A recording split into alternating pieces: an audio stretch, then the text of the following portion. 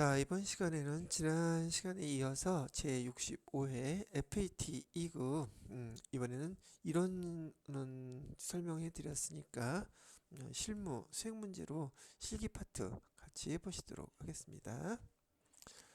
1페이지, 실무 수행 평가. 이 회사는 순양 가구라고 하는 회사고요. 가구를 도소매 업으로 하고 있네요. 순양 가구, 가구를 도소매업으로 하는 개인기업으로 돼 있죠. 음, 자, 그렇게 돼 있고 도소매업이니까 상것 뭐죠? 상품으로 상품을 도소매업을 한다는 뜻이고요. 자, 실무 수행 문제 1번을 보니까 기초정보관리 2의 1번 문제. 사업자 등록증이 나와 있는데 여기서 여러분들이 간혹 헷갈리시는 분들 있으셔요. 우리 회사의 등록 그러면 우리 회사 거고 거래처 등록 두 가지의 사업자 등록증이 시험 문제로 번갈아 가면서 출제되고 있더란 말이죠. 그래서 거래처 등록을 할 것에 대한 것인지 또는 우리 회사에 대한 것인지를 구분해 보셔야 된다는 얘기예요. 이 문제 같은 경우는 지금 우리 순양가구라고 그랬었죠. 우리 회사에서 사업자 등록증이 변동된 사항이 있으니까 반영을 해달라고 하는 얘기고요. 자, 순양 자료 설명을 보면 순양가구는 사업장을 이전했다. 서대문 세무서로부터 사업자 등록증을 변경 발급받았다. 사업장을 이전하게 되면 보편적으로 주소하고 그 사업자 등록증을 발급하는 세무서가 달라지게 된다는 게 보편적인데 여러분들 입장에서는 일단 사업자 등록증과 우리 회사가 등록되어 있는 자료를 비교해서 바뀐 내용을 반영해 주시면 된다는 얘기죠. 자, 그러면 얘가 어디였죠? 우리 65회 실무 관련된 거 문제를 풀려면 프로그램을 실행을 시켜야 된다는 얘기. 그래서 홈페이지에서 다운받은 우리 프로그램 기출문제 실행을 시켜보도록 하겠습니다. 설치를 해야지 되겠고요. 자, 그러면 설치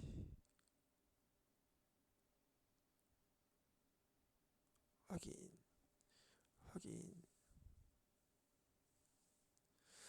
자, 여기서 제가 여기 감독관 확인번호 입력하라고 되어 있는데 저 여기 써놨어요. PF4라고요.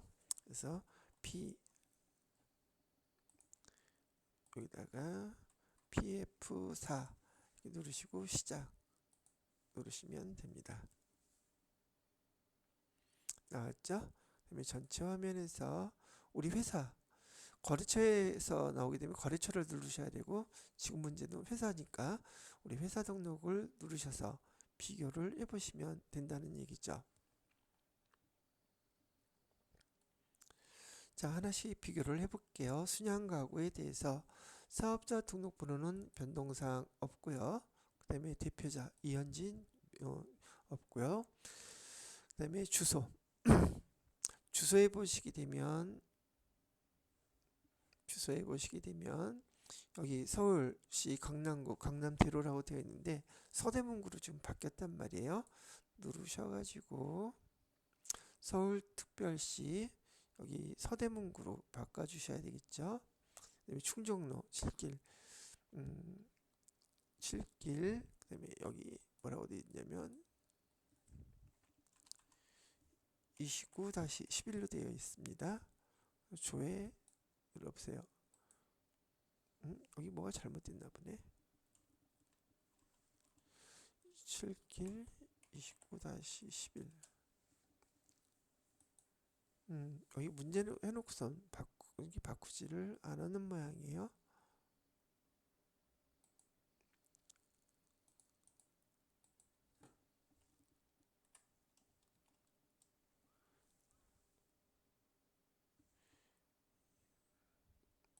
자, 여기 있죠.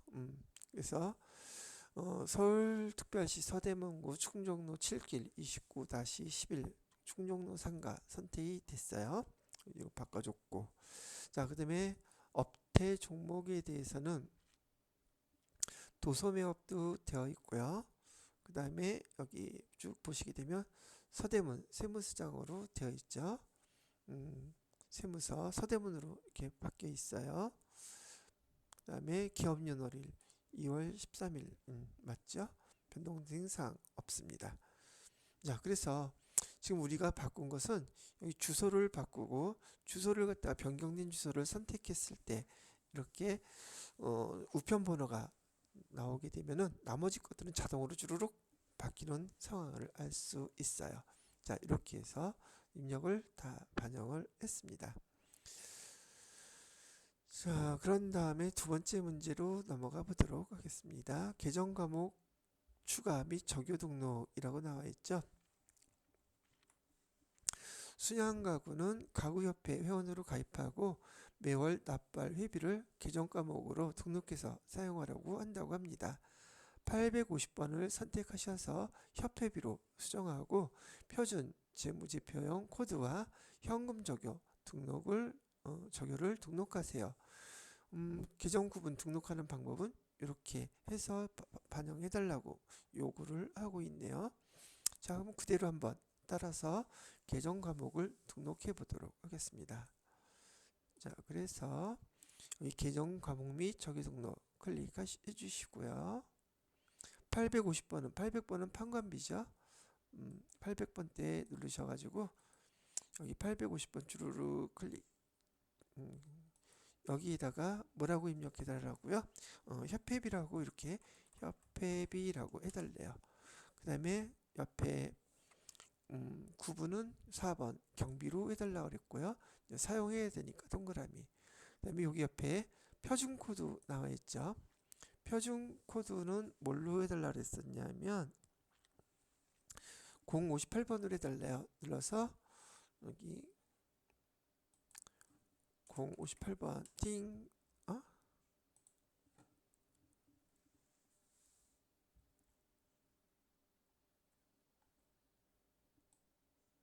누르면 되죠 뭐. 자, 스크롤해서 058번 기타 이걸로 해달라는 얘기죠. 이렇게 표준 코드는 058 1번 기타 이렇게 해주라는 얘기였었어요. 그런데 이 계정에 대해서 현금 적용 입력해달라고 그랬죠. 현금 적용 여기다가 1번으로 등록해달래요. 1번 해놓고요. 엔터 쳐서 그다음에 뭐라고 써요? 가구 협회 회비 현금 납부 이렇게 써달래요.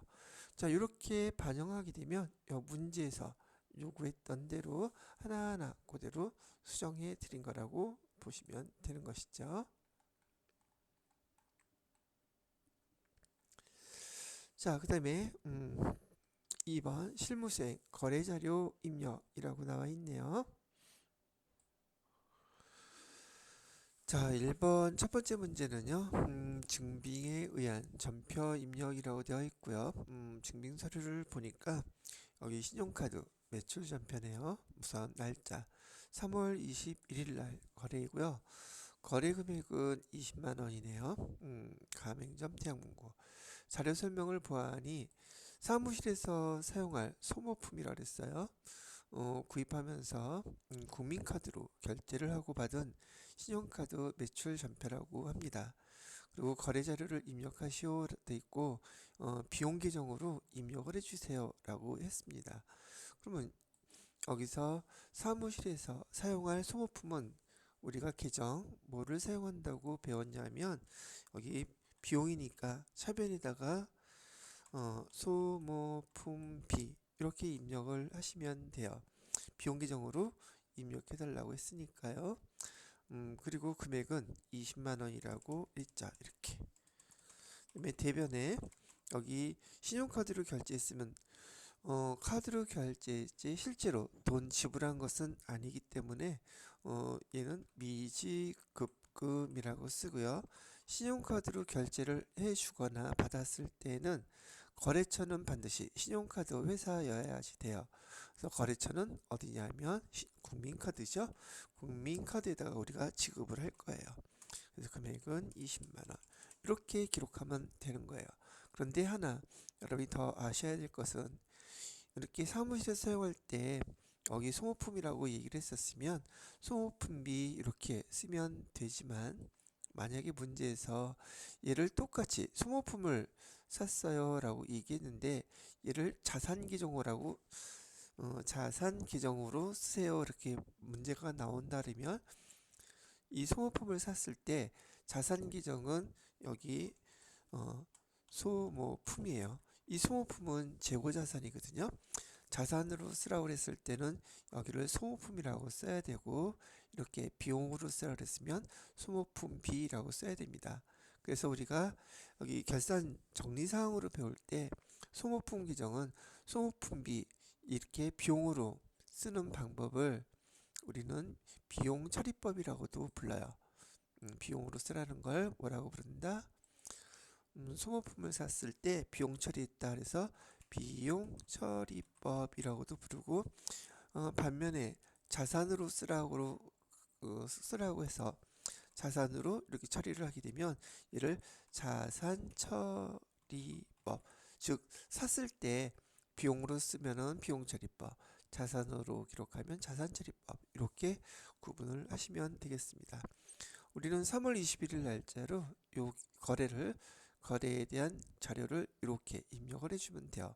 날짜는 3월 21일 날짜로 그렇게 한번 입력을 해보도록 하겠습니다. 자, 그래서 여기 전체 화면에서 일반 전표 입력 클릭하셔서요. 날짜는 3월 21일이라고 했죠.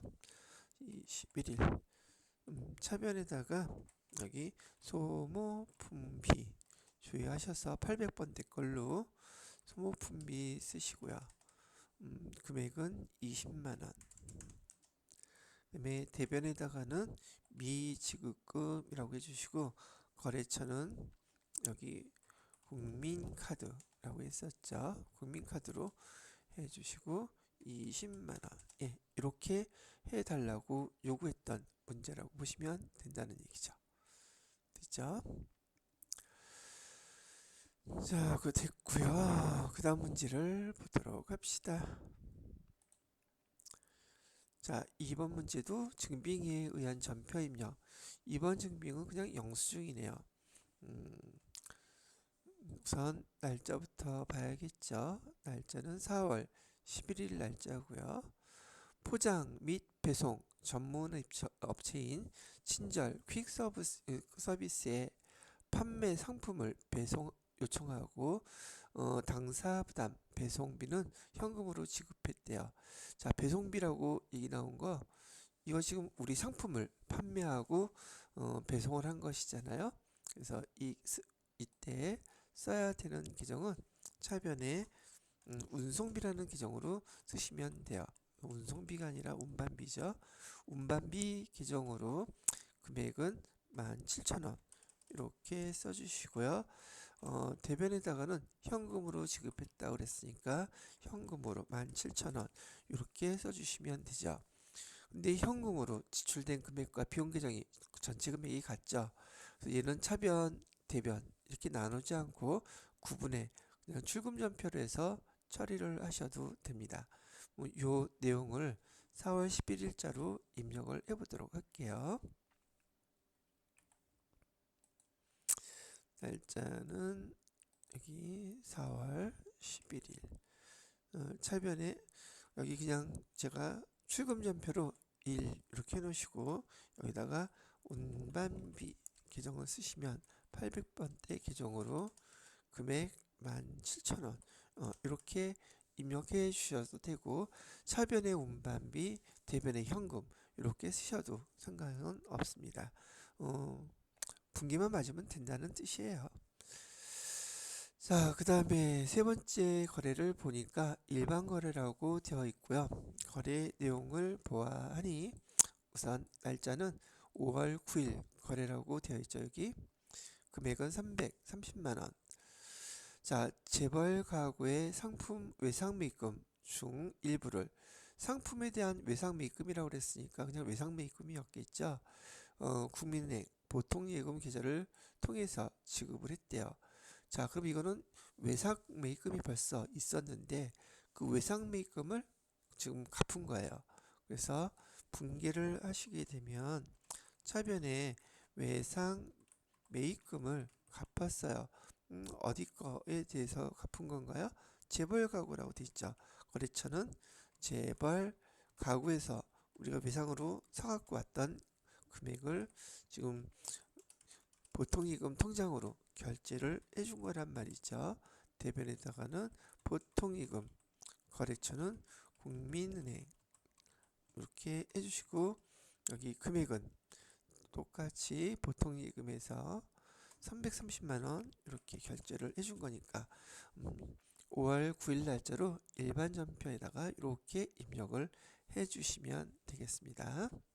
저도 똑같이 5월 9일 날에 이 거래를 입력해 보도록 하겠습니다. 날짜는 5월 9일이라고 되어 있고요.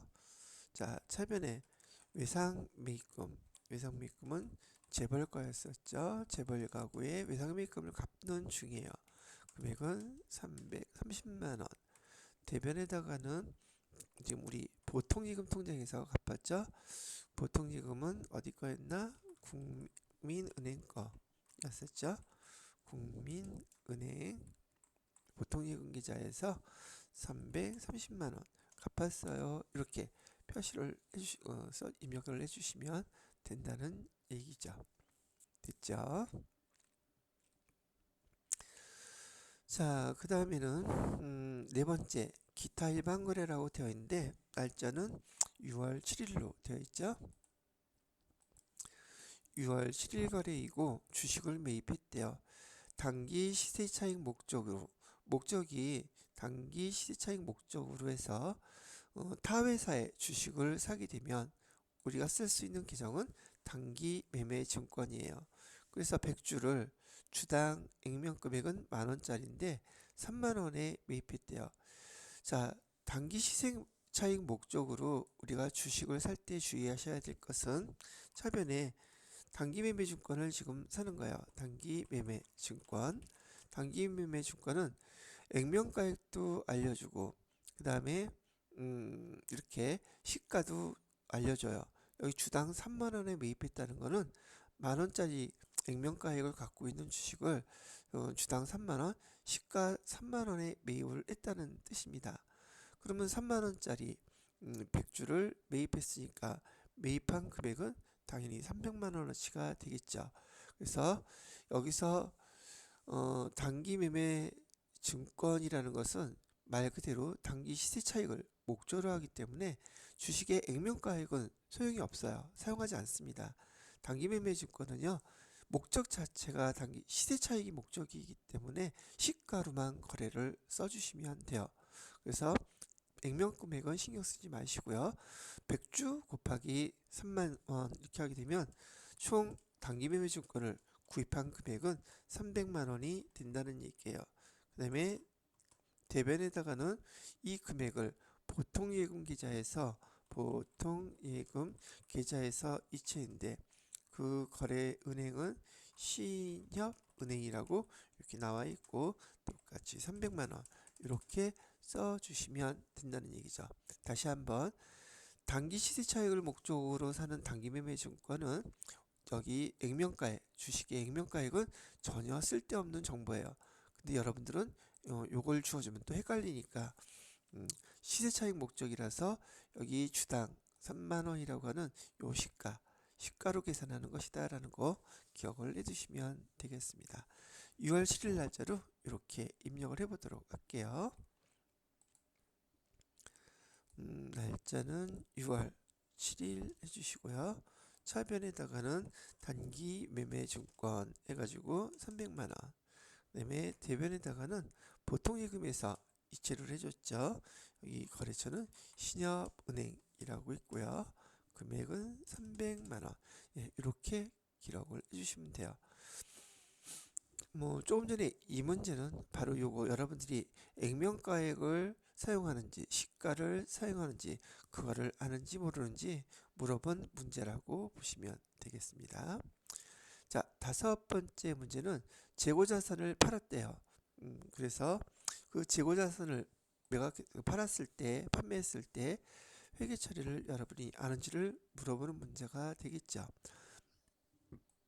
자, 거래일자는 9월 13일자고요. 가구 천국에 여기 상품이라고 되어 있어요. 상품을 판매하고 발급한 명세서이며 전액 외상으로 했다 그랬었죠. 이렇게 상품을 판매하고 외상이라고 한다면 실제로 돈은 받지 못한 것이기 때문에 우리가 차변에다가 매출채권의 첫 번째인 외상 매출금이라고 기록을 하시는 거예요. 금액은 250만 원. 그 다음에 대변에다가는 상품을 팔았다고 했어요. 그러면 상품 매출이라고 기록을 하셔야 됩니다. 상품을 판매했다고 했으니까요. 상품 매출 써놓으시고 금액은 250만 원 이렇게 해주세요. 그리고 외상 매출금, 외상 매출한 거래처는 어디라고 했어요? 가구 천국이라고 이렇게 거래처 입력해 주시면 돼요. 그래서 9월 13일 날짜에 거래는 이렇게 입력해 주시면 되고, 지난번에 여러분이 수업하다가 보면은 여기 상품을 팔았다고 하니까 상품 매출이라고 쓰지 않고 여기다가 상품이라고 쓰시는 분인데 이러면 무조건 틀립니다. 계정 자체가 다른 거예요. 상품 매출은 우리 손익구분에서 매출액, 여기 손익구분에서 매출액에 해당되는 수익 계정이에요. 손익 계정이죠. 손익 계정에서 여기 수익에 해당되는 계정이고요. 밑에 나온 이 상품은 우리 재고자산 계정이에요. 계정이 뭐라고요? 얘는 자산 중에서도 재고자산의 계정이기 때문에 코드 번호도 다르단 말이죠. 상품 매출의 코드 번호는 수익 계정의 400번대로 시작하는 코드 번호 401번이고 여기 재고자산은 코드 번호가 146번. 아예 생판 다른 거니까 여러분이 상품을 판매했다고 했을 때 상품이라고 이렇게 기록하는 이런 거 기록하시면 안 됩니다. 꼭 구분해서 틀리지 않도록 주의하세요. 의외로 이 문제에서 이거 분기할 때 많이 틀리시더라고요. 자, 그럼 여기 9월 13일 날짜로 외상 매출금과 상품 매출 했을 때 회사에서 상품 파는 경우 너무너무 흔하겠죠. 상품 판매할 때 외상으로 했다면 이렇게 기록한다는 거 한 번만 정확히 잘 알아두시면 여러분이 회사에서 매출과 관련된 회계 처리할 때 너무너무 쉬워요. 왜? 이렇게 쓰면 되는 거니까요. 내가 이 문제를 보고 이렇게 기록할 줄 안다? 그럼 회사에서 상품 팔았을 때 회계 처리 할 줄 아는 걸 배우시는 겁니다. 자, 그러면 9월 14일자로 요 분기를 써보도록 할게요. 날짜는 9월 13일로 하고요. 차변에다가는 외상매출금이라고 되어 있었죠. 그 다음에 여기는 가구 천국, 가구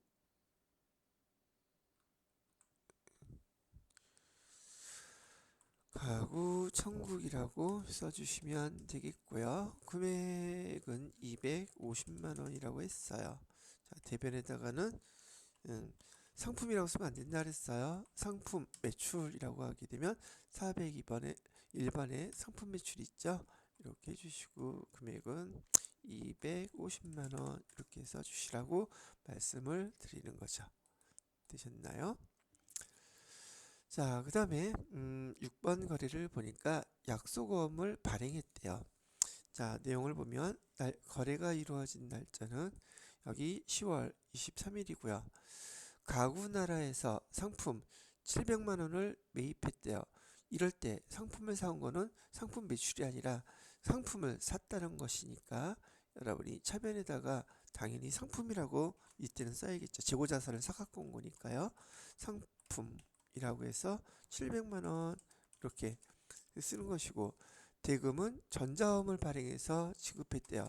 상품을 사오고 어음을 발행해 주었으니까 얘는 음, 지급어음이라고 이렇게 써주셔야 되겠죠.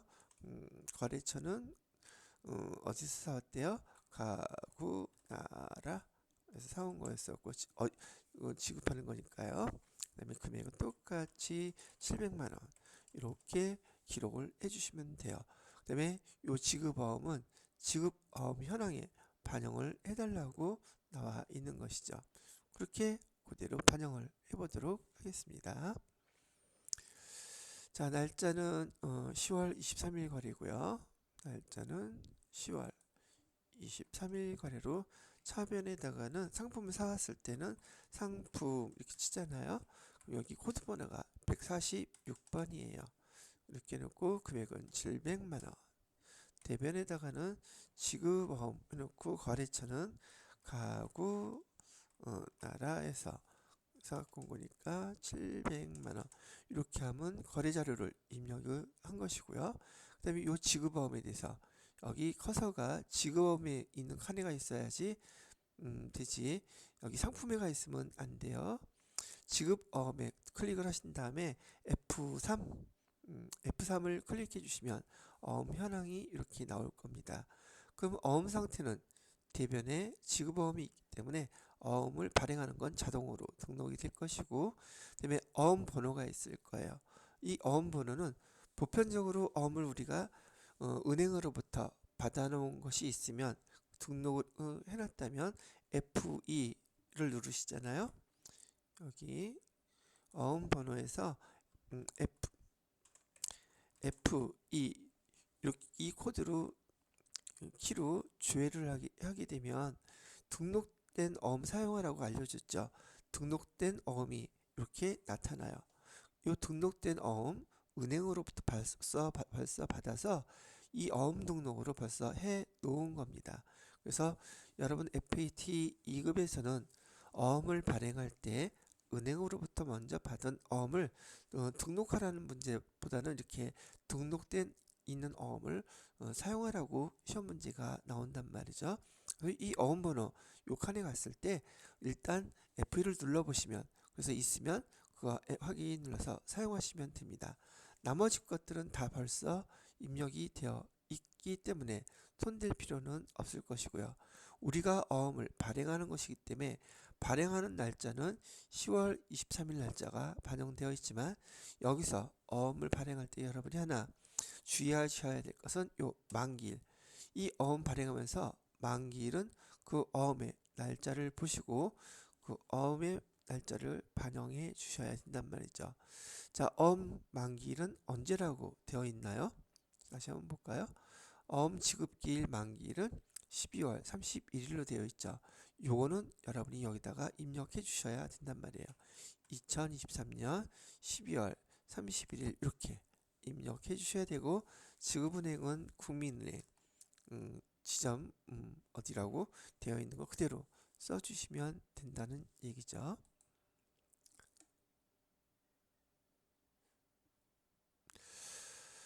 자, 이렇게 되었고요.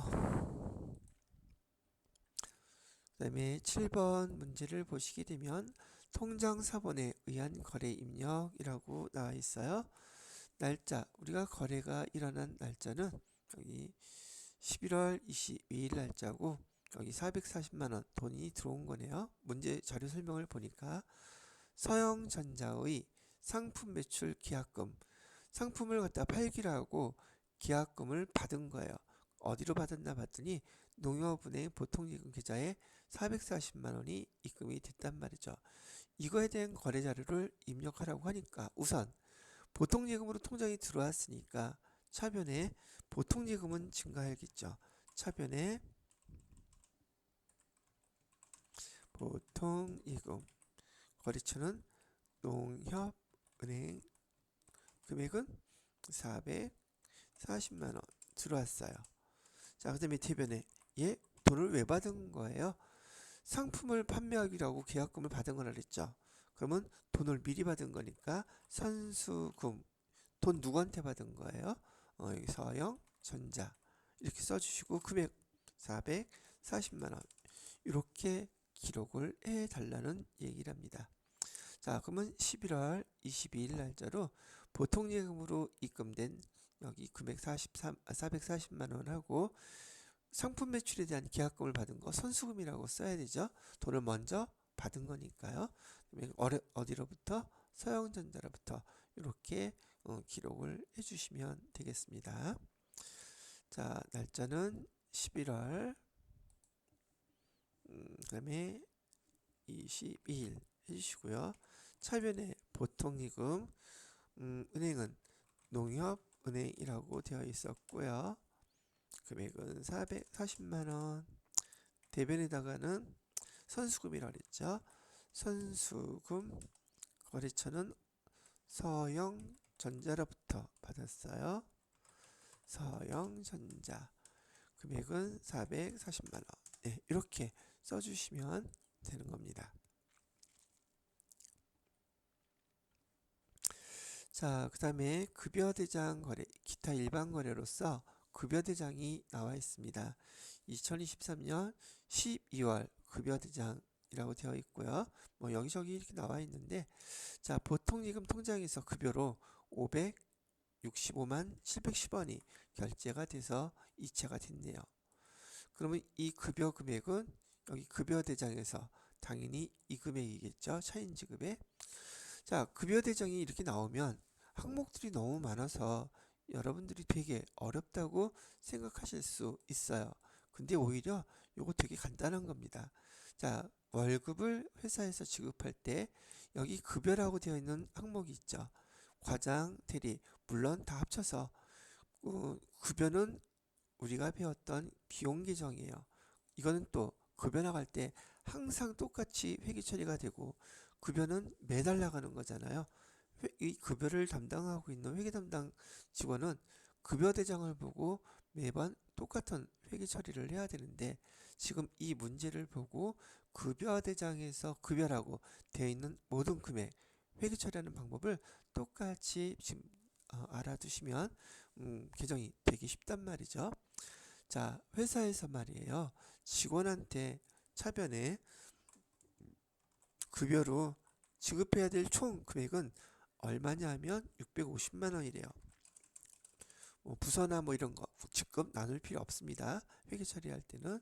그 다음에 대변에 그러면 회사에서 직원들 통장으로 이 금액 우석근 씨한테 350만 원, 남수현 씨한테 300만 원을 다 보내주느냐? 아니에요.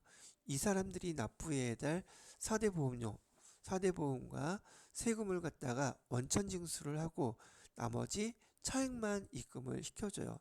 그리고 원천 징수한 그 금액은 이 우석근이나 남수현 직원 대신에 회사가 이 사람들 대신에 4대 보험료와 세금을 대신 납부하는 행위를 도와주는 거예요. 그래서 이렇게 4대 보험에 해당되는 금액인 소득세, 건강보험료 등 공직 합계 금액 있죠. 여기 우석근 씨 거는 공직 합계가 45만 8천 원, 남수현 씨는 39만 천 원. 요거 합친 금액 요거 있잖아요. 얼마를 돈을 갖다가 미리 떼놔요. 그 돈을 갖다가 원청징수에서 띄워놓는 그 금액의 합계 금액을 우리 회계에서는 예수금이라고 해서 84만 9천 290원을 이렇게 띄워놓는 거예요. 예수금 계정은 다음 달 10일까지 다 납부를 해야 되기 때문에 얘는 유동부채 계정이에요. 자, 그리고 나머지 차입 금액은 차인지급이라고 되어 있죠. 요거를 보통 예금 통장에서 계좌 이체를 했다는 얘기를 하고 있죠. 어디 신한은행 보통예금 통장에서 나머지 차인지급액을 계좌 이체해서 우석근 씨한테 남수현 씨한테 계좌 이체를 해준 합계 금액은 565만 710원 이렇게 됐다는 뜻이랍니다. 그래서 지금 제가 동그라미 친 거 요 계정만 요 금액만 합계 금액만 회계 처리할 때 이렇게 회계 처리를 해주시면 되고 항상 같아요. 매달 급여가 나갈 때 여기에 대해서만 회계 처리하라 그럴 때 급여 대장을 보고 이렇게 세 가지로 나누어서 회계 처리를 해주시면 된다는 얘기랍니다. 자, 요거는 날짜가 12월 26일 날짜로 회계 처리를 해 보도록 할게요. 날짜는 12월 26일 해주시고요. 차변에다가는 급여라고 해주세요. 급여 800번대 거라고 그랬었죠. 801번에 급여 금액은 총 650만 원이었었고요. 대변에 예수금 합계 금액은 84만 9,290원이었고요. 나머지 금액은 보통 예금 통장에서 보통 예금은 신한은행 보통이었었죠. 여기서 나머지 금액인 565만 710원을 갖다가 이체를 해서 보냈다. 이렇게 회계 처리를 할 줄 알아요? 라고 물어본 문제가 바로 급여 대장과 관련된 문제였었어요. 또 문제에서 여러분이 이제 FAT 이거 기초과정이기 때문에 공제액 합계는 개정도 예수금으로 처리하세요. 그리고 이렇게 친절하게 개정까지 알려주고 있는 겁니다. 자, 실무수행 세 번째 문제는 전표 수정 문제네요. 전표는 언제 거래가 발생한 건가 봤더니 2월 15일 날 발생한 거예요. 총 금액은 660만 원짜리였었는데 배달용 차량을 중고로 판매하고 발생한 미수금을 현금으로 받아 발급한 입금 전표입니다. 자, 우리가 지금 여기 배달용 차량을 판매하고 그다음에 미수금 이렇게 해놨던 거래요. 그러면 판매했을 때 날짜는 뭐 저기 전에 벌써 발생했다는 얘기예요. 그래서 중고차를 팔았을 때 회계전표로는 이렇게 처리를 해놨다는 뜻이에요. 돈을 상품이 우리 회사의 상품이나 제품이 아닌 다른 항목인 차량을 팔고 돈을 못 받았기 때문에 미수금이라고 해서 660만 원 이렇게 써놨었다는 얘기예요. 그런데 대변에 여기는 뭘 팔았다? 만약에 뭐 차량이라고 했으니까 차량 운반구 팔았다고 가정을 하고요. 차를 팔았으니까 660만 원 이렇게 해놨었던 거거든요. 자, 그런데 얘를 갖다가 현금으로 받았대요. 그러면 우리가 현금 이 미수금은 지금 대한자동차에 있었던 것이었다는 뜻이었었고 얘를 받았으니까 미수금을 받았으니 당연히 얘는 감소시켜 줘야 되죠. 대변으로.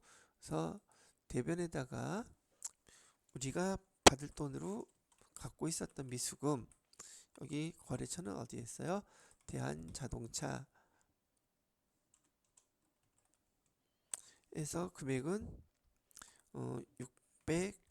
660 이렇게 기록을 해주면 될 것이고요. 받은 건 현금을 받았다고 그랬었죠.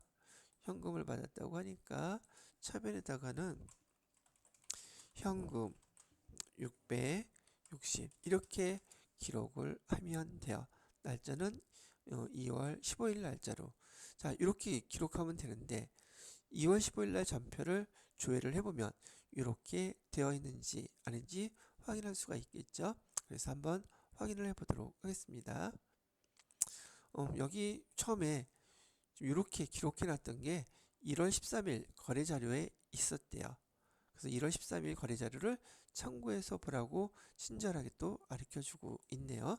그럼 1월 13일 자료 한번 보고 2월 15일 날 어떻게 처리했는지도 같이 한번 보도록 하겠습니다.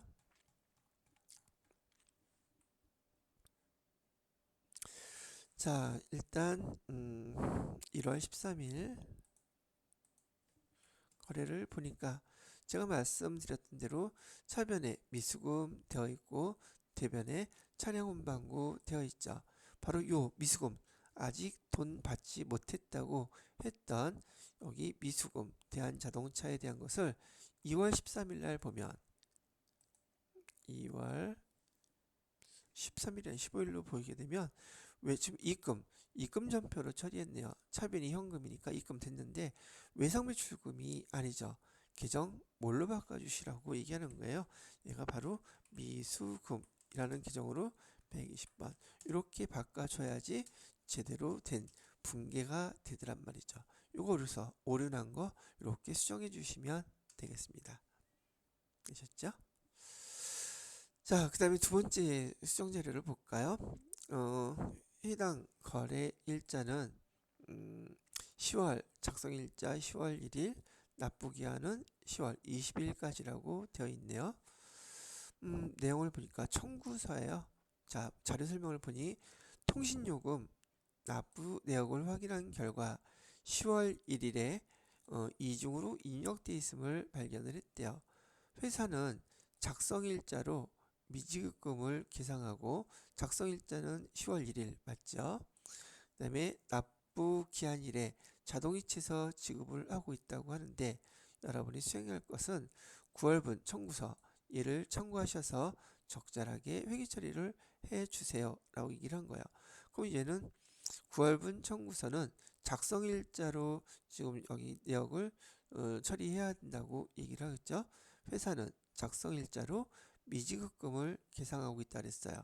그러면 10월 1일 시점에서는 얘가 납부 기한일이 10월 20일이기 때문에 10월 1일 시점에서는 아직 돈을 지급하지 않았으니까 미지급금 차변의 통신비 원칙대로 하면 이렇게 기록을 해야 된단 말이죠. 10월 1일에 차변에 통신비 23만 2천원 이렇게 기록을 해야지 되고 대변에는 미지급금이라고 해주시고 거래처는 여기 거래처가 어디예요? KT 이렇게 써주셔야 된다는 얘기죠. 그죠? 자, 이렇게 돼 있는지 한번 보도록 하자고요. 날짜 10월 1일 거를 조회를 해봤습니다. 통신비 미지급금, 통신비 미지급금 두 건이 기록되어 있어요. 그래서 얘는 중복됐다고 지금 얘기를 하고 있었던 거예요. 그래서 밑에 거 하나를 클릭하시면 이렇게 차변, 대변 이렇게 묶여 있는 거 전표를 클릭해 주시고 얘는 두 개 다 똑같은 거니까 필요 없어서 삭제해서 지워버린다는 얘기예요. 확인하시면 두 개가 사라졌죠. 그리고 차변의 통신비, 대변의 미지급금, 거래처는 KT, 구할분 통신비 이렇게 수정을 해주시면 끝난 거예요. 날짜는 10월 1일로 이렇게 되어 있으니까요. 되셨지요? 자, 이렇게 또 중복 한 건 삭제해서 마무리를 해 보았습니다. 자, 실무 수행 네 번째 문제는 결산 사항이라고 되어 있고 결산 사항에는 여기 수동 결산, 자동 결산 두 가지 문제를 내주고 있어요. 수동 결산이라는 말 뜻은 여러분이 배웠던 일반 전표 입력이라는 그 전표 입력 계정에다가 날짜는 12월 31일 날짜로 해당되는 회계상의 거래 내용을 차변에 뭐라고 대변에 해당되는 것을 직접 분계를 해주시는 것 그게 수동결산이에요. 그리고 자동결산이라는 것은 여러분이 이따 보여드릴 결산자료 입력이라고 하는 항목에다가 해당 계정에 해당 금액을 입력한 후에 F3을 눌러서 F3은 뭐냐면 전표 발행이라는 뜻이에요. 전표 발행하는 요 키를 눌러서 자동으로 분계를 해달라는 이야기입니다. 요게 자동결산이에요. 자동결산은 숫자만 이렇게 입력했지 차변대변 입력을 하지 않지만 여러분이 잊어버려서는 안 될 것은 자동결산 여기 결산자료 입력에 해당 계정의 금액을 숫자로 입력하고 반드시 F3 눌러 주셔야지 된다는 얘기죠. 이걸 눌러주지 않으면 분계가 되지 않으므로 해당되는 계정 분계가 되지 않아서 그 장부에 전표에 반영되지 않아서 다 틀리게 된다는 얘기입니다. 자, 내용은 이 정도 설명해 드리기로 하고요. 자, 첫 번째 1번은 일반 전표 입력 즉 수동결산에 해당되는 거예요. 장기 대여금에 대한 단기 경과분 미수이자라고 나와 있죠. 자, 이것은 자 보시게 되면 장기 대여금이라는 것은 우리가 돈을 빌려줬다는 뜻이죠. 돈을 빌려줬는데 지금 단기 기간이 경과했대요. 기간이 경과했다는 뜻은 우리가 이자를 받을 그 금액이 발생했다는 뜻이고 그 발생된 이자를 받을 권리가 생겼다는 거예요. 그러나 그 돈을 받았다? 받지는 못했어요. 그렇지만 우리 재무회계에서는 이렇게 수익과 비용에 대해서 기록할 때 우리는 발생주의로 기록을 해야 되기 때문에 12월 31일 날짜로 수송분기하실 때는 차변에 이자 못 받았죠? 미수이자라고도 가르쳐주고 있어요. 미수이자라고 얘기하면은 이자를 아직 못 받았어요. 이런 말 뜻이고 미수금과 같은 뜻이라고 봐도 돼요. 미수금. 즉 미수이자라고 해서 얘가 수익 계정이 아니라 얘는 미수금과 같은 자산 계정이에요. 아직 못 받은 돈이에요. 라는 뜻이고 금액은 79만 원 이렇게 쓰시면 되겠고 대변에 어떤 돈을 못 받게 됐네요. 이자 수익은 기간이 경과해서 벌써 발생해서 이자를 우리가 주는 게 아니라 우리가 받는 거기 때문에 이자 수익 79만 원 이렇게 기록을 하게 되면 이자 수익 79만 원을 받지는 못했지만 이자 수익이라는 계정을 12월 31일 날짜로 여러분이 해당 계정에 대한 담당자가 기말 정리상으로 12월 31일자로 일반 전표에 이렇게 입력을 해주면 이자 수익으로 손익계산서에 반영이 된단 말이에요. 그러나 그 돈은 아직 받지는 못한 돈이에요. 그래서 지금 12월 31일 날짜로 여러분은 차변의 미수이자, 대변의 이자 수익 이렇게 기록을 해 주셔야 된다는 얘기죠. 자, 그대로 한번 입력을 해볼게요. 날짜는 12월 31일자로 차변에다가는 미수이자 미수이자라는 계정이 없네요. 미수이자가 아니면 통합계정인 미수수익으로 수익 안에 이자가 있으니까 미수수익하니까 요거 있죠. 미수수익으로 해서 금액은 79만원 이렇게 쓰시면 되겠고요. 대변에다가는 이자 수익이라는 계정으로 해서 79만원 이렇게 써주시면 이 계정이 마무리가 된 거랍니다. 여기 말뜻은 이런 뜻이에요. 자, 두 번째 문제는 여기 자동결산에 해당되는 것이고 기말 상품 재고액이 3,400만 원이래요. 그래서 얘를 전체 화면에서 여기 아까 설명해 드렸던 여기 결산 자료 입력 여기가 자동 결산이거든요. 클릭하셔서요. 날짜는 1월부터 12월까지 조회를 하시고요. 매출원가 경비 선택 나오는 거 그냥 확인만 누르시면 돼요. 그리고 여기 보시면 10번에 기말 상품 재고액이라고 나와 있죠. 바로 요 칸에다가 똑같이 3,400만 원 이렇게 입력해 주시고 전표 추가라고 아까 얘기했죠. 전표 발행 F3 요거를 반드시 이렇게 눌러 주셔야 돼요. 그러면 결산 분기의 일반 전표에 추가하시겠습니까? 예. 누르시고 전표 추가 완료되었습니다. 끝. 그러면 일단 문제 두 가지 수동결산과 자동결산에 대한 분계는 마무리가 됐어요. 이 마무리된 과정이 여기 보시게 되면 수행과제에서 수동결산, 자동결산 메뉴를 이용해서 결산을 완료한 것이랍니다. 자, 첫 번째 건 두 개 다 됐죠? 네, 두 번째 것도 뭐 수행하래요? 12월 31일 기준으로 손익계산서 한번 조회해 주세요. 그 다음에 재무상태표도 한번 조회해 주세요. 순서대로 조회 작성하라고 나와 있죠. 손익계산서 눌러주고 재무상태표 눌러주면 끝나요.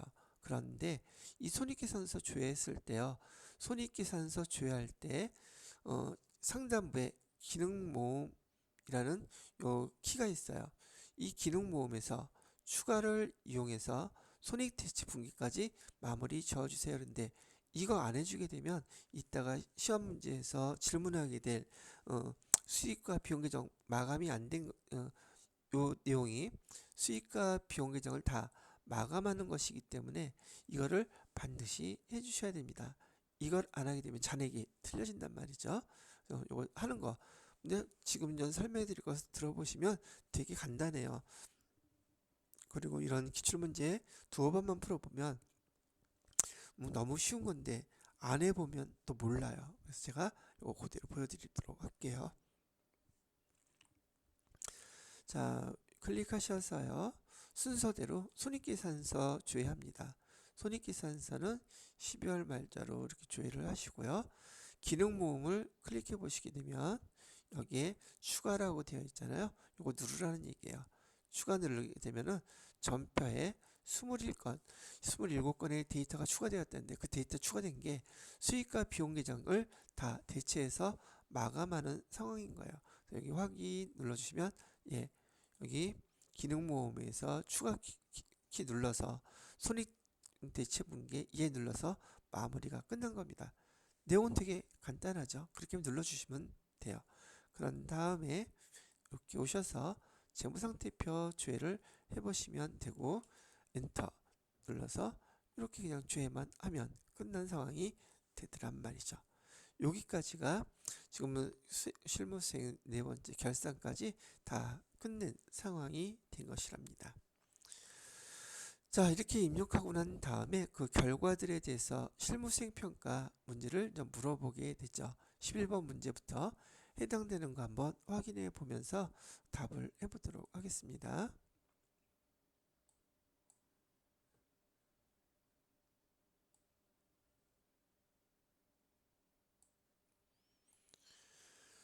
자, 요거를 이렇게 좀 놔두고요.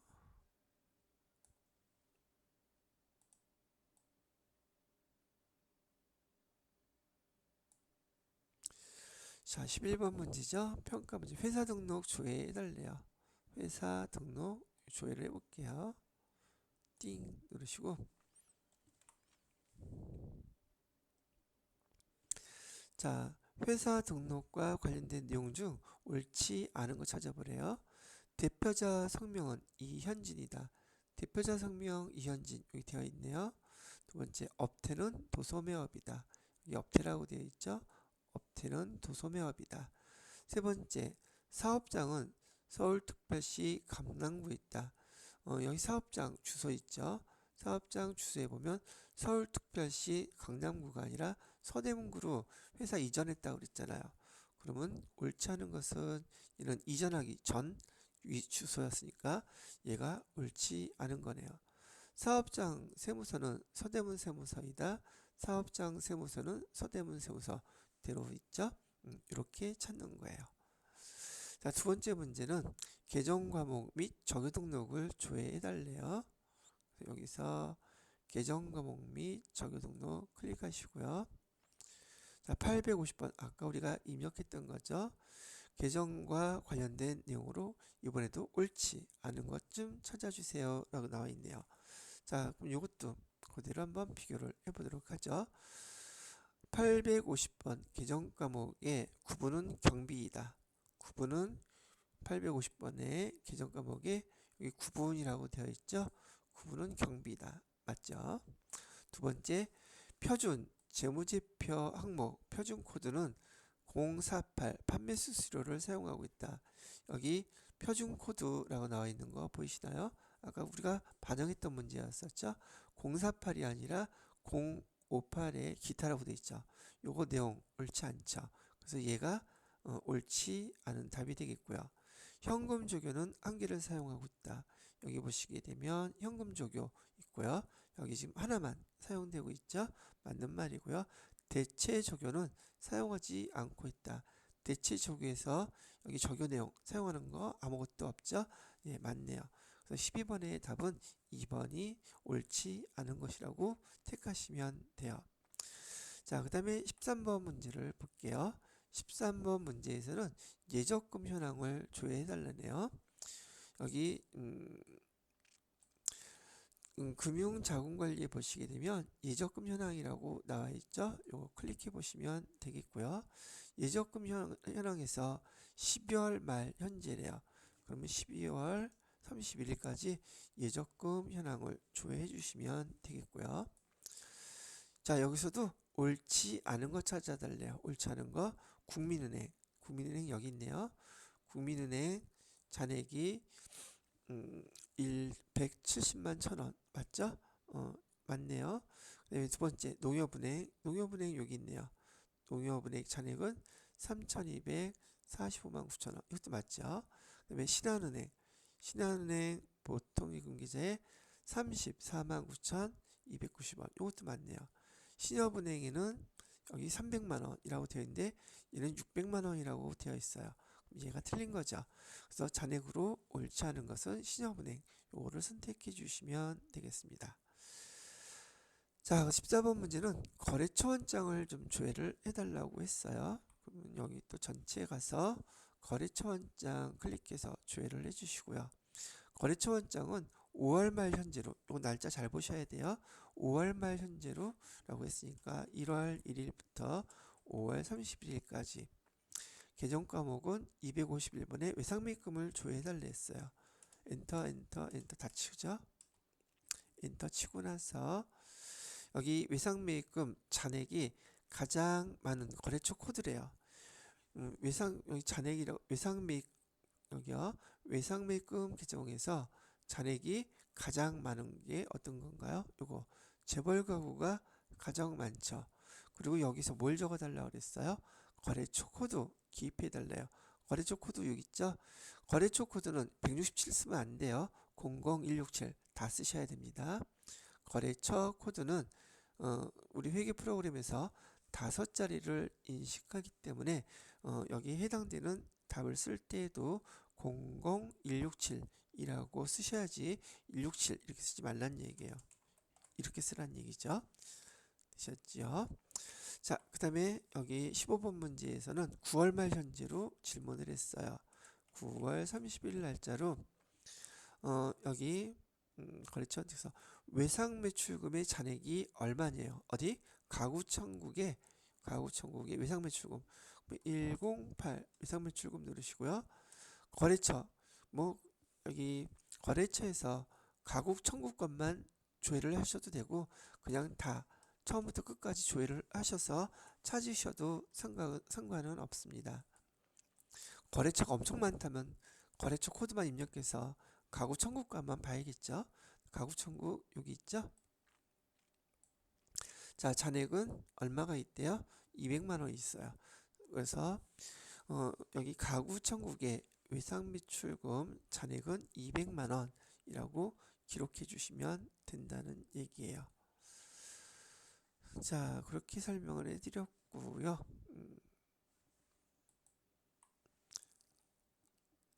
자, 그 다음에 16번 문제를 볼까요? 12월 말 현재로 봐달래요. 그럼 얘를 12월 31일 이렇게 해주시고요. 국민카드 미지급금 잔액이 얼마니에요? 그럼 여기 미지급금 253번 엔터 치시고 거래처를 처음부터 끝까지 다 엔터 쳐서 보셔도 된다고 아까 말씀을 드렸죠. 그런데 여기서는 지금 국민카드 것만 조회를 할 때는 99600 거래처를 99600 이렇게 국민카드만 조회를 할 수도 있어요.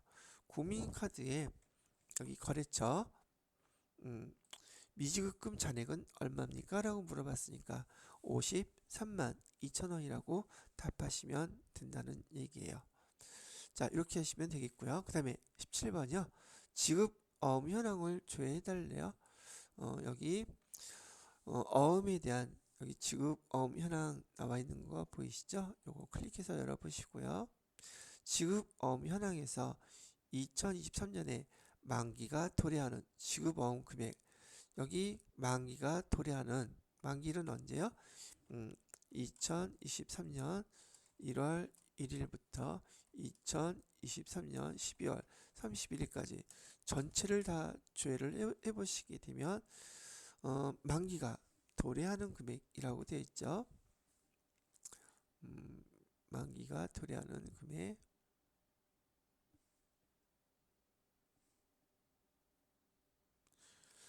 자, 발행일 이렇게 되어 있고 만기일이 2023년 12월 31일까지 해당되는 요 어음은 지금 아직 결제가 안 된 금액 있죠.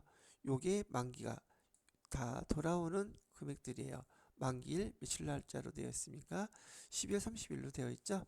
그래서 이 금액은 미결제 금액, 만기가 아직 결제되지 않은 금액, 이 금액이 12월 31일까지 만기가 도래하는 금액이라고 보실 수 있는 것이죠. 그래서 미결제 금액, 합계 금액 1,050만 원 요거를 써주시면 된다는 얘기죠. 자, 그 다음에 현금 출납장을 조회해 달라고 합니다. 현금 출납장 클릭하셔서요. 4월 말 현재라고 그랬어요. 1월 1일부터 4월 30일까지 현금 출납장에서 4월 말 현금 잔액 얼마입니까? 물어봤어요. 4월 말 현금 잔액은 맨 밑으로 쭉 내려가 보시게 되면 여기 4월 30일이라고 나와 있고요. 여기 잔액이라고 나와 있죠. 현금 잔액은 요게 현금 잔액이에요. 4월 30일자로 3,322만 9,500원 요거를 써주시면 되는 거예요. 자, 19번 문제는요. 일개표, 월개표를 조회해달라고 합니다. 여기에서 일개표, 월개표 클릭하시고요. 여기 10월 한 달 동안이라고 했는데 10월 한 달 동안이라고 했으니 10월 1일부터 10월 31일까지 이렇게 조회해도 되고, 근데 이런 월 기준으로 질문을 한 거기 때문에 일개표보다는 월개표, 월 단위로 보는 월개표를 클릭하셔서요. 여기 10월달, 여기도 10월달 이렇게 입력해도 결과는 똑같아요. 그래서 한 달 동안에 매입한 상품 금액 얼마입니까? 라고 물어봤는데 매입한 상품 금액은 재고자산이에요. 그죠? 재고자산인데 매입한 게 얼마냐고 물어봤으면 상품 매입은 자산이 들어온 것이기 때문에 매입한 금액 여기에 써져 있는 금액 얼마라고 되어 있나요? 매입한 금액 합계죠. 걔가 1700이라고 되어 있으니 1700 요거를 답해 주시면 되겠습니다. 자, 두 번째는 똑같이 10월 한 달 동안에 미지급금 감소액 차변협계 금액이라고 나와 있죠. 우선 미지급금 계정 찾아야겠죠. 미지급금 계정 여기 있네요. 그다음에 미지급금은 부채 계정인데 감소한 금액은 차변이 감소한 금액이죠.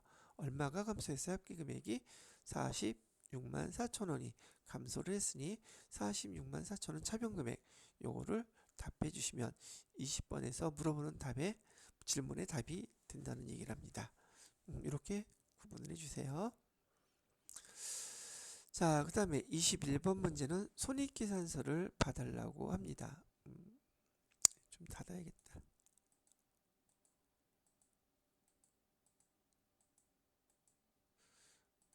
자, 손익계산서 클릭하시고요. 손익계산서에서 단기라고 했으니까 이는 1월부터 12월까지 12월 전체 거를 조회를 하셔야겠네요. 12월 거를 조회하셨어요. 판관비 중에서 다음 계정 과목 금액이 올바르지 않은 거 찾아달라는 문제네요. 그러면 12월 30일에서 판관비 여기 있죠. 판관비 밑에 계정들이 쭉 있는데 이 중에서 올바르지 않은 거 우선 급여는 여기 있네요. 2억 9,728만 9천원 맞죠? 두 번째 통신비 여기 있죠? 통신비 130만 8,111원 통신비는 여기 지금 올바르지 않네요. 운반비는 여기 있어요. 운반비는 79만 4,400원 맞죠? 도서인쇄비는 어디 있나? 맨 밑에 있나 본데요. 도서인쇄비 여기 있죠? 28만 8천원 맞죠? 그래서 여기서 올바르지 않은 것은 이 통신비가 되겠네요. 자, 그 다음에 손익계산서에서 단기에 발생한 여기 상품 매출금액 물어보고 있어요. 상품 매출금액은 손익계산서에 상품 매출 여기 있죠. 이 금액 합계금액은 얼마예요? 상품 매출금액은 8억 592만 천원 요거죠. 요거를 써주시면 되겠습니다. 됐고요. 그 다음에 손익계산서에서 당기에 발생한 소모품비를 물어보고 있어요. 당기에 발생한 소모품비 어디 있나 봤더니 여기 있죠. 당기에 발생한 소모품비는요 220만 원이 답이라고 써주시면 돼요. 또 이번에는 소모품비 다음에 당기에 발생한 이자 수익 물어보고 있어요. 쭉 내려가시게 되면 이자 수익 금액은 943만 원이라고 써주시면 되는 것이고요. 여기까지가 손익계산서에 대한 문제였었고, 다음 문제는 재무상태표에서 질문을 하고 있죠. 쭉 올려서 이번에는 재무상태표 클릭해서 조회를 합니다. 12월달 현재로 조회를 하시면 되겠고요. 12월 말 단기 매매증권 잔액이 얼마냐고 물어보고 있네요. 단기 매매증권의 잔액은 9,200만 원이다. 요거 답해 주세요. 두 번째 미수수익 잔액 얼마냐? 여기 미수수익 잔액은 123만 원이라고 답해 주시면 되겠고요. 그 다음에 예수금 잔액 얼마냐고 나와 있죠. 예수금은 아까 제가 부채 계정이라고 했었어요. 유동부채에 해당되는 것이고, 여기 예수금 잔액은 1,403만 5,420원 요거를 답해 주시면 됩니다. 그 다음에 선수금 잔액이 얼마냐고 물어보고 있죠.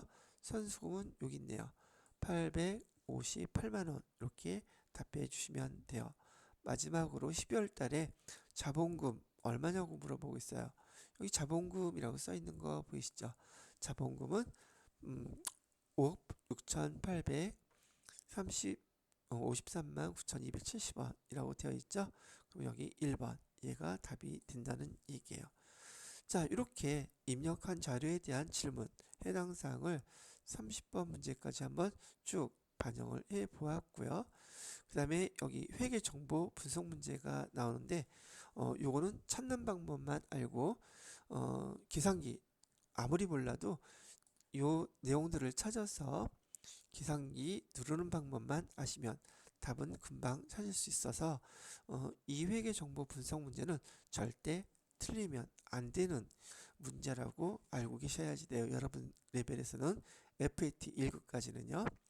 자, 이자 보상 비율이라는 게 뭔지, 이자 보상 비율에 대한 내용을 쭉 읽어보시면 되겠고요. 여러분들이 문제를 풀어야 될 이 항목은 영업이익이 얼마인지, 그 다음에 이자 비용이 얼마인지 이거를 파악하실 수 있으셔야 돼요. 자, 그래서 영업이익은 지금 여기 보시게 되면 이 회계정보 분석 문제는 단기가 아니라 대부분 시험 문제가 정기 거를 물어봐요.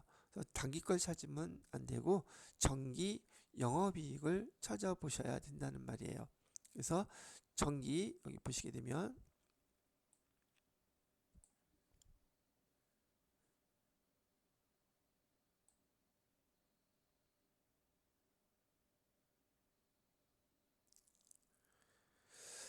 자, 손익계산서에서 영업이익을 먼저 찾습니다. 그래서 손익계산서 아까 여기 클릭을 했었죠. 자, 우선 영업이익 매출액에서 매출원가를 빼면 매출 총이익이 되고, 매출 총이익에서 판관비를 빼면 이렇게 영업이익이 나와요. 즉 영업이익 여기 거를 지금 얘기하는 겁니다. 그래서 영업이익이 올해 게 아니라 전기 거를 물어본다고 그랬었죠. 얘는 지금. 그럼 영업이 이렇게 보시게 되면 전기 거 6,327만 원이 전기 거예요. 요거 어디다 쓰시냐? 요 영업이익 자리 분자 자리에다가 이렇게 있다가 써줄 거예요. 제가 찾으셨죠? 그다음에 두 번째 이자 비용. 이자 비용은 어디 있어요? 이자 비용은 여기 있죠. 전기 거의 이자 비용은 얼마였나요? 425만 원이었었어요. 자, 요 두 개 다 찾았으니까 여기다 제가 한번 써볼게요. 자, 영업이익은 6,327만 원이었고요. 그 다음에 이자 비용은 25만 원이었었단 말이죠.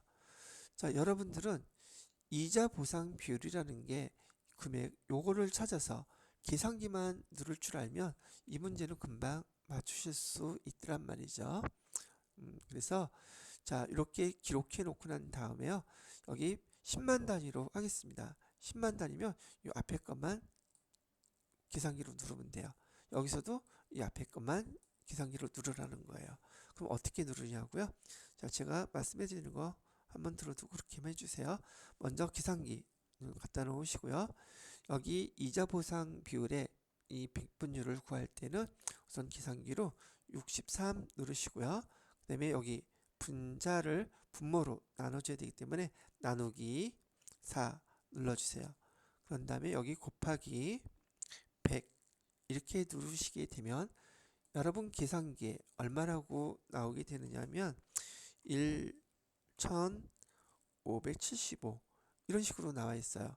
퍼센테이지가 지금 몇 퍼센트다? 1575%라는 거예요. 그럼 여기에 해당되는 거 있는지 한번 봐야 되겠죠. 1575%에 가까운 게 뭐가 있어요? 요거죠. 근사치로만 맞춰도 돼요. 그럼 답은 2번이 됩니다. 이렇게 쓰면 된다는 얘기죠.